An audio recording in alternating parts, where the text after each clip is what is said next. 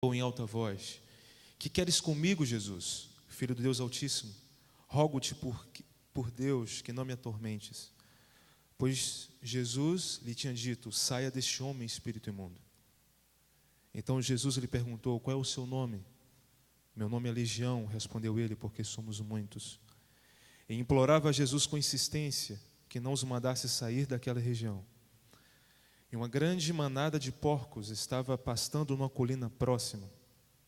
Os demônios imploraram a Jesus: manda-nos para os porcos, para que entremos neles. Ele lhes deu permissão, e os espíritos imundos saíram e entraram nos porcos. A manada de cerca de 2.000 porcos atirou-se precipício abaixo em direção ao mar, e nele se afogou. Os que cuidavam dos porcos fugiram e contaram esses fatos na cidade e nos campos, e o povo foi ver o que havia acontecido. Quando se aproximavam de Jesus, presta atenção, viram ali o homem que fora possesso da legião de demônios, assentado, vestido e em perfeito juízo. Ficaram alegres? O que aconteceu? Ficaram com medo. E agora esse verso. Os que tinham visto contaram ao povo tudo o que aconteceu com aquele demoniado, mas também falaram sobre os porcos. E qual foi a reação do povo? O povo então começou a suplicar a Jesus que saísse do território deles. Falaram do que Jesus fez na vida do jovem e falaram do que aconteceu com os porcos. O que o povo fez? Pediu para Jesus sair. Abra a tua Bíblia agora em Mateus 16, verso 1. Mateus antes de Marcos, capítulo 16, verso 1.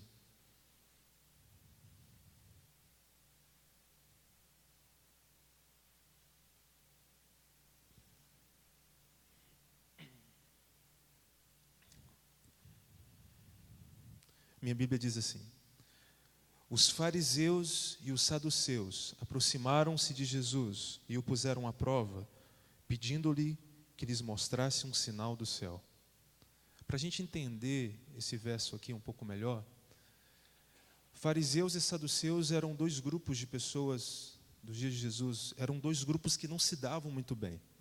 Os saduceus pertenciam a uma parte rica da sociedade, que era dominada pelo governo romano. Então os saduceus procuravam uma espécie de amizade com o governo romano para que eles tivessem influência no poder ali.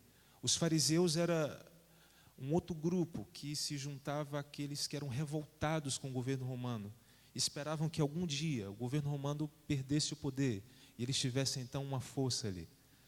Saduceus e fariseus eram grupos totalmente rivais. Eram rivais. Eles não se davam. Eles eram inimigos. Mas quando Jesus apareceu ali, eles se juntaram, se uniram para criticar Jesus. E o texto diz que eles pediram a Jesus o quê? Que eles mostrassem um sinal. Aquela região era a região de Galileia. A região de Galileia foi onde Jesus operou o maior número de milagres na sua vida. Foi onde Jesus mais demonstrou o seu amor. E agora essas pessoas pedem um sinal de Jesus. Outro texto, Mateus 16 ainda, a partir do verso 21 e 24.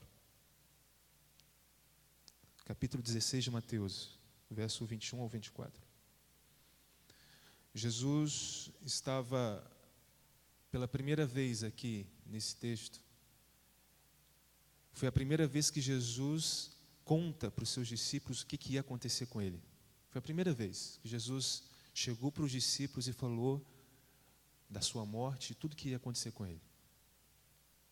O texto diz assim: desde aquele momento Jesus começou a explicar aos seus discípulos que era necessário que ele fosse para Jerusalém e sofresse muitas coisas nas mãos dos líderes religiosos, dos chefes dos sacerdotes e dos mestres da lei, e que fosse morto e ressuscitasse no terceiro dia. Então Pedro, chamando-o à parte, começou a repreendê-lo, dizendo: Nunca, Senhor, isso nunca te acontecerá.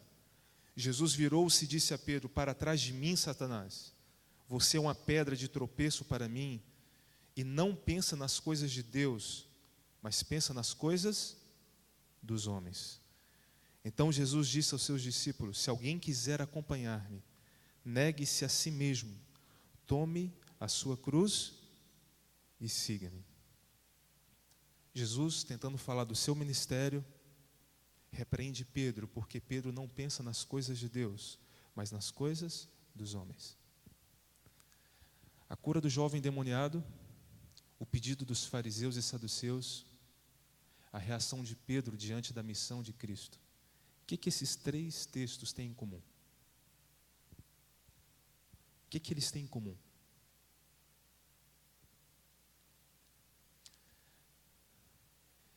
Esses três textos apresentam literalmente a relação entre a vontade e a iniciativa de Deus e a reação do ser humano. O jovem endemoniado, o texto diz que durante muitos anos ele vivia sendo humilhado, vivia se cortando entre os sepulcros. A sua família era humilhada, os seus amigos eram humilhados. Ele não tinha casa, ele não tinha amigos. Ele vivia sendo escandalizado pela cidade. Jesus chega e, na sua iniciativa de amor, transforma a vida daquele homem. As pessoas estavam preocupadas com o quê? Com a manada de porcos. Interesse financeiro. Galileia, saduceus e fariseus, vendo Jesus diariamente fazendo atos de amor, iniciativas de amor para com o ser humano. E então eles pedem agora sinal. Eles pedem um sinal de que Jesus é realmente Filho de Deus. Eles não estavam interessados nas vidas que estavam sendo salvas, curadas e transformadas à sua volta. Eles queriam milagres, queriam coisas grandes, queriam sinais. Não para acreditar em Deus, mas para criticá-lo. Eu acho que naquela época, entre os fariseus e os saduceus, iniciou uma moda que hoje em dia está muito comum aqui, na sociedade atual dos cristãos. Existem algumas pessoas que, ao procurar a presença de Deus, fazem como aqueles saduceus e fariseus. Não procuram para ser um adorador. E aí surge um papel diferente. É o avaliador de culto.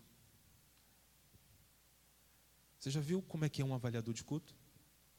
A pessoa entra na igreja trazendo a Bíblia, mas parece que trouxe uma prancheta com papel, itens a serem anotados. E aí tudo que acontece aqui, o que é falado, o que é cantado, o que é apresentado, a pessoa começa a avaliar: tá bom, não tá, gostei, não gostei, foi assim, foi assado. Enquanto que Deus espera aqui na sua casa adoradores, pessoas que consigam ver o seu amor transformando vidas. E sabe o que acontece com um avaliador de culto?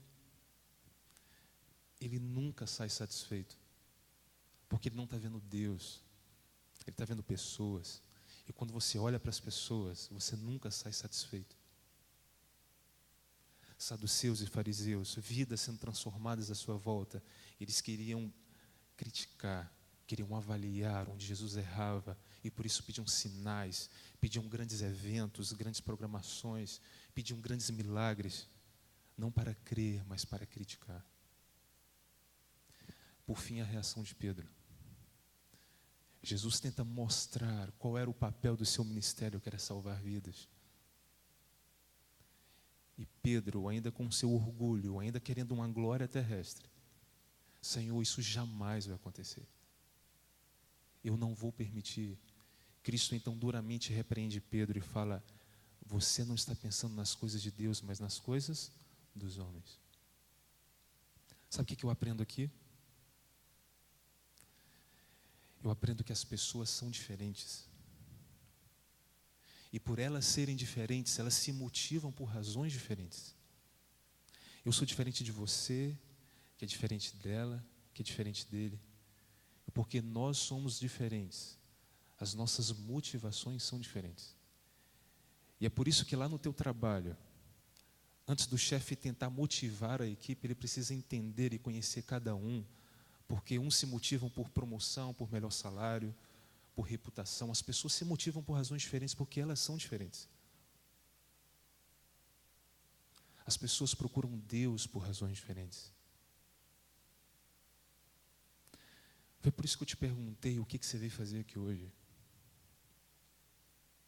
Porque se eu perguntar para cada um aqui, talvez eu consiga ouvir respostas parecidas, próximas. Mas lá no fundo, só você e Deus sabe o que te trouxe aqui. Por que você veio aqui? Por que você procura Deus? Se é porque você não quer perder sua manada de porcos, ou se é porque você quer ver grandes sinais de Deus, ou porque você quer um retorno, ou se é simplesmente porque você quer se abrir perante o trono de Deus e adorá-lo. Sabe o que Deus pede de mim e de você? Que esse mesmo amor que Ele passou a vida toda aqui tentando mostrar para aquelas pessoas, que eu e você, a gente consiga transmitir esse amor para as pessoas à nossa volta. Porque enquanto as pessoas estão procurando Deus por razões diferentes, só existe uma resposta de Deus para elas: o seu amor. E foi isso que Ele tentou passar nos dias que esteve aqui, salvando vidas, transformando vidas. Esse é o amor de Deus, a única coisa que consegue transformar as vidas das pessoas. E é isso que Deus pede para mim e para você. Vamos voltar lá para Marcos.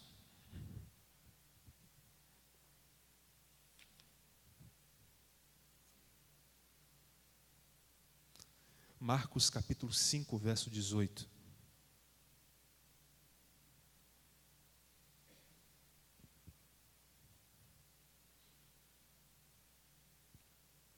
Jesus tinha acabado de curar aquele homem, as pessoas pediram para Jesus sair dali, e o verso diz assim: quando Jesus estava indo embora, entrando no barco, o homem que estivera endemoniado suplicava que o deixasse ir com ele.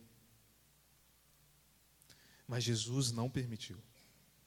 Jesus disse: vá para casa, para a sua família, anuncia-lhes o quanto o Senhor tem feito por você e como teve misericórdia de você. Você consegue entender o que foi que Jesus pediu para ele? A sua casa, a sua família, os seus amigos, era aquele lugar onde ele passou o ano sendo humilhado.